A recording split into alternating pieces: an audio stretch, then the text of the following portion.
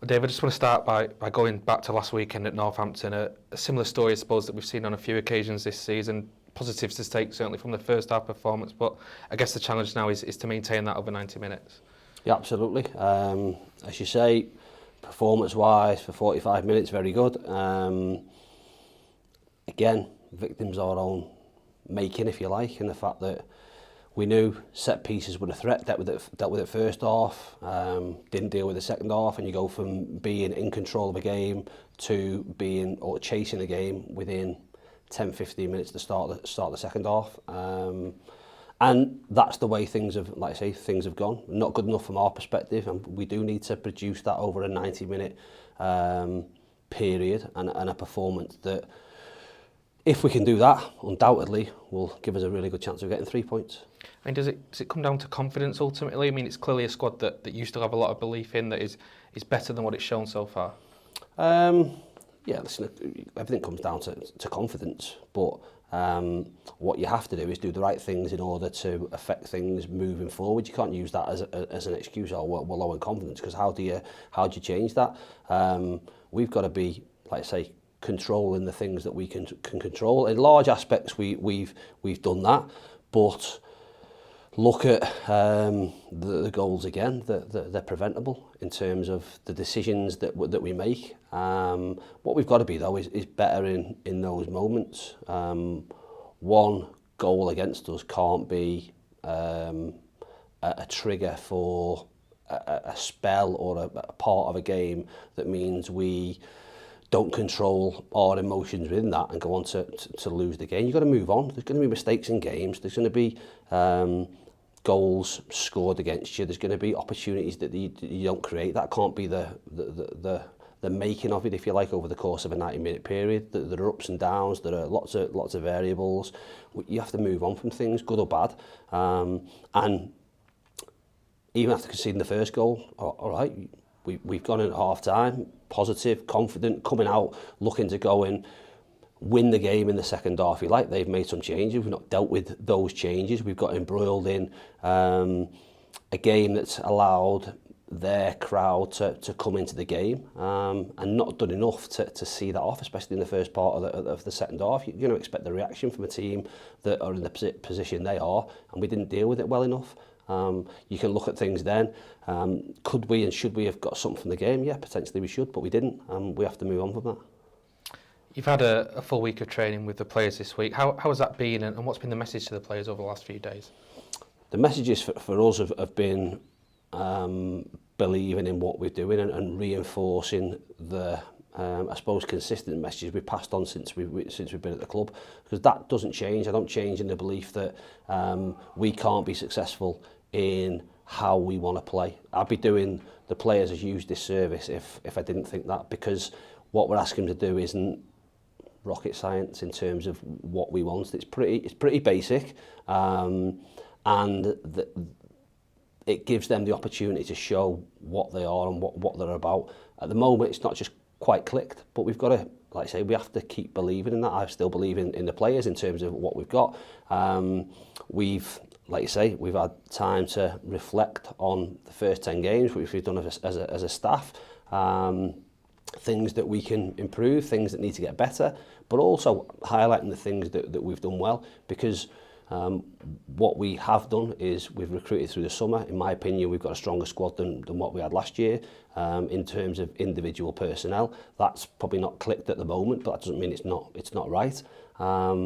We look at, as you say, things that maybe need tweaking. We've, I suppose, in the past 10 days, it's been pretty frantic. We've gone from having a clean bill of health to a treatment room pretty full. There's a bit of illness and a bit of that around the camp, if you like, which you expect at this time of year.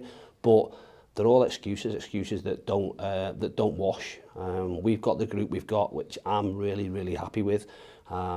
We've got to, I suppose, show that.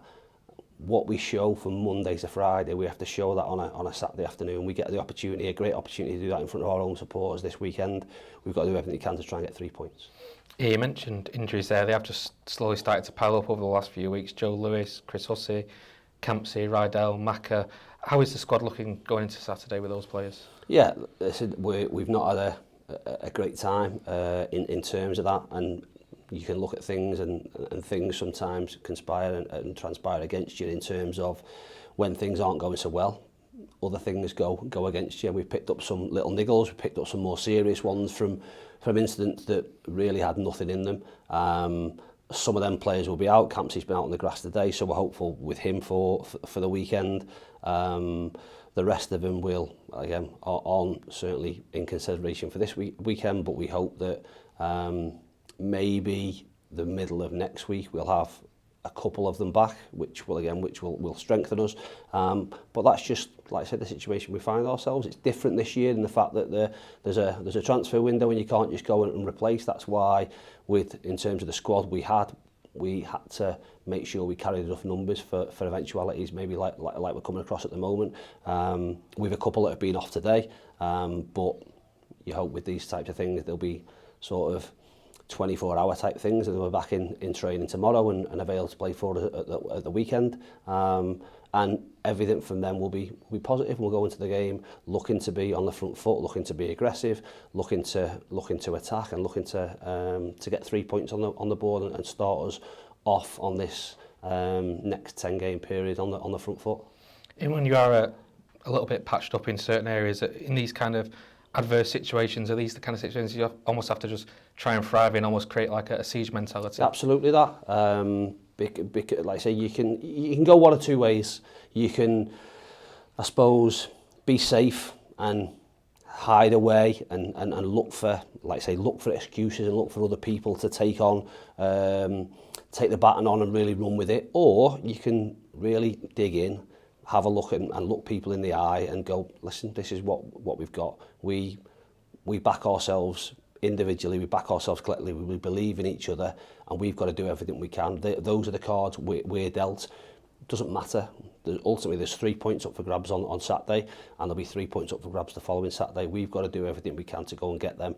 And like I say, in the belief that we're not far away, but we've got to go and play a 90-minute game and make good decisions over that 90 minutes. If we do that, we can win the game. Without question, we can win the game, and I'm positive that we will win the game. We've got to go and do that. You spoke about 10 games in being a good time to reflect, but I suppose also a good time to look forward as well. 6 of the next 10 games coming at Edgeley Park. You've got to see it as an opportunity now to start building that positive momentum. Yeah, big opportunity. We've not taken the momentum forward that we hoped for from at the start of the season and coming into it. You can't affect that. What you have to do is try and build that. And like I say, the next 10 games, although some challenging ones in there, bring us games at home that, if you look at, we need to win. We had a really good record at Edgeley last season, at the back end of last season. And we've started off in okay form. Not lost since the opening day, but we've had some draws in there which we would hope to win, and probably on a different day could have won both of those games. And we've really got to take that positivity forward. We know that, I think you look at the last game at home against Harrogate, second half certainly there was a little bit of safeness from our perspective in terms of the players, because we didn't get that reward in the first half of probably a goal that we deserved after being so much on top. But like I say, we've got to do better than that. We can't all of a sudden go in our shells. We've not only got to control us in terms of what we do, we have to control 8,000-9,000 of our supporters, and we've got to give them something to shout about, but have an air of confidence about us, that they believe in what we're doing. Because I've said in my programme notes that the supporters have been absolutely brilliant, and they'll be the big part of anything we achieve this season. I still believe we can achieve, but we obviously need to start that run somewhere along the way. The next opportunity comes on Saturday, and we'll do everything we can to take it.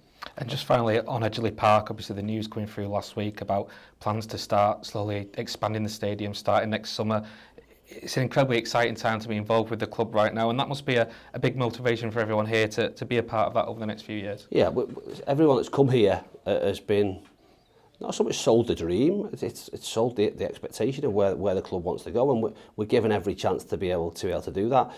All of the stuff off the pitch is great, But in order for that to really happen, we've got to get the on the stuff pitch right, and that's the biggest part of it. The two things, there needs to be a synergy around what's going on off the pitch and the development of the club in terms of a business and a model moving forward, and the academy and all them things are included within that, the infrastructure of Edgeley and all those things. But we need to get things right on the pitch and be successful and be moving forward to allow the expansion and the more seats and more hospitality and all those different things that are going to be there, allow them to really pay off and benefit the club in the long term.